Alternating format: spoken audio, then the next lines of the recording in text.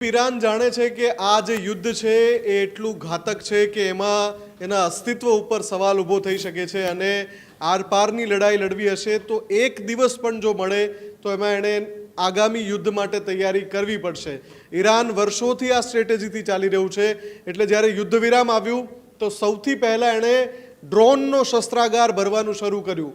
એટલા માટે કે રશિયન ટેકનોલોજીથી જે ડ્રોન બનાવ્યા ઈરાને, એ ડ્રોન સાવ સસ્તા, એટલે કે અમુક હજાર રૂપિયામાં એ ડ્રોન તૈયાર થઈ જાય અને એને પાડવા માટે, તોડી પાડવા માટે થઈને જે અમેરિકન ડિફેન્સ હોય અથવા તો ઇઝરાયલનું જે ડિફેન્સ હોય એ કરોડો રૂપિયાની મિસાઇલ છોડે ત્યારે એ ડ્રોન તૂટે, એવા દ્રશ્યો આ જે યુદ્ધ ચાલ્યું 40 દિવસ એમાં અસંખ્ય વાર જોવા મળ્યા.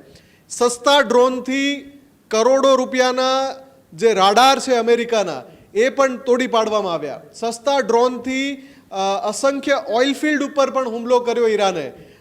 અમેરિકાના જે એરબેઝમાં જે કેટલાક હથિયારો રાખ્યા હતા એ શસ્ત્રાગાર ઉપર પણ ડ્રોનથી હુમલો કર્યો ઈરાને.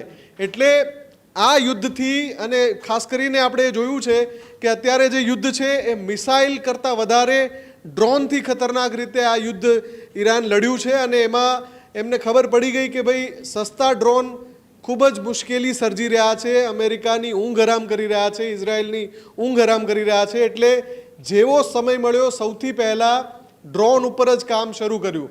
એટલે જે અમેરિકન ઇન્ટેલિજન્સ છે એણે એક રિપોર્ટ સબમિટ કર્યો કે ભાઈ લગભગ 40 દિવસથી વધારે સમય થઈ ગયો જ્યારથી ઈરાન સાથે સીઝફાયર ચાલી રહ્યું છે.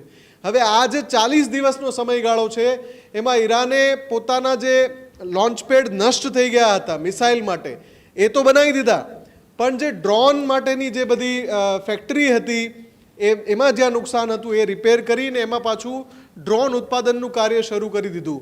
અમેરિકન ઇન્ટેલિજન્સનો રિપોર્ટ કહે છે કે ઈરાન અનુમાનિત ઝડપથી વધારે ઝડપથી શસ્ત્રો બનાવી રહ્યું છે. એટલે કે જેટલા સમયમાં જેટલા શસ્ત્રો બનાવવાની ઈરાનની ક્ષમતા છે એના કરતાં પણ વધારે ઝડપથી એ અત્યારે બનાવી રહ્યું છે.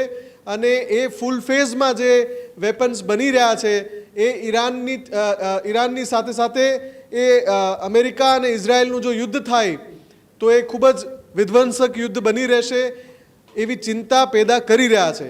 હજુ સુધી તમે અમારી ચેનલને સબસ્ક્રાઇબ નથી કરી તો અત્યારે જ ન્યૂઝરૂમ ગુજરાતને સબસ્ક્રાઇબ કરો, ફેસબુક અને ઇન્સ્ટાગ્રામ પર ફોલો કરો.